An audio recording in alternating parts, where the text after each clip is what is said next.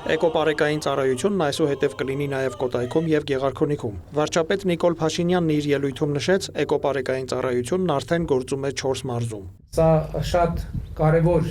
իրադարձություն է եւ շատ կարևոր փոփոխություն է եւ արտահայտում է մեր ռազմավարությունը բնության եւ շրջակա միջավայրի նկատմամբ ավելի ու ավելի ուշադիր լինել եւ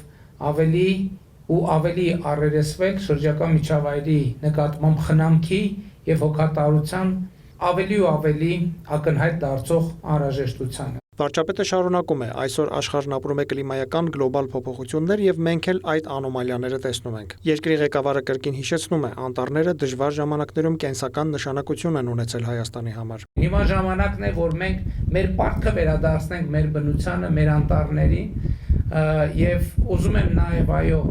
հարցը դիտարկել կենսաբազմազանության COP17 գագաթաժողովի եւ ընդհանրապես COP17-ի նախագահող երկրի տրամաբանությամբ, որովհետեւ անտառները շրջակա միջավայրը եւ նրա նկատմամբ մեր վերաբերմունքն է ի վերջո ստեղծում կամ կրճատում են պայմանները, որտեղ հենց տեղի ունենում կենսաբազմազանությունը։ Ցանկացած պետական ծառայության մեջ նաև նոր գործարկվող ծառայություններում առանձնահատուկ նշանակություն ունի ծառայողների բարեվարկությունը, ամփոփեց վարչապետը։ Սա պետք է մշտապես լինի մեր ուշադրության կենտրոնում, որովհետև նոր տեխնիկա, նոր ավտոմեքենաներ, նոր խնդիրներ, նոր բովանդակություն, դա մեզ համար նշանակում է նաև ծառայության նոր հոգեբանություն, ծառայության նոր մոտեցում եւ նոր գիտակցություն, թե ինչ է տեղի ունենում եւ ինչի համար։ Շրջակա միջավայրի նախարարն ընդգծում է, Սյունիքի մարզում ծառայության լիարժեք գործարկումից հետո արձանագրվել են հարյուրավոր իրավախախտումներ, իսկ Տավուշում զգալիորեն բարձրացել է վերահսկողության արդյունավետությունը։ Հայաստանը պատրաստվում է հյուրընկալել ՄԱԿ-ի կենսաբազմազանության մասին կոնվենցիայի կողմերի 17-րդ համաժողովը COP17-ը։ Այս կարևոր իրադարձությանը ընդառաջ մենք պետք է աշխարհին ցույց տանք ոչ միայն մեր բնական արժեքները, այլև այն ինստիտուցիոնալ կարողությունները, որոնք ստեղծում ենք դրանց պահպանության համար։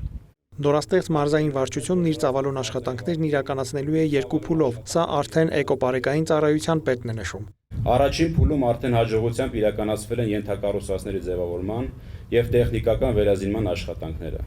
Երկրորդ փուլում էկոպարեկային ծառայությունը նախատեսում է իրականացնել Սևանա լճում արդյունագործական ворսի կազմակերպման նկատմամբ պահպանության եւ հսկողության համապարփակ գործառույթներ։ Այս նպատակով լճի վրա շուրջօրյա հսկողությունը կիրականացվի շուրջ 10 մոտորանավակներով, էկոպարեկներից ձևավորված կարգախմբերով,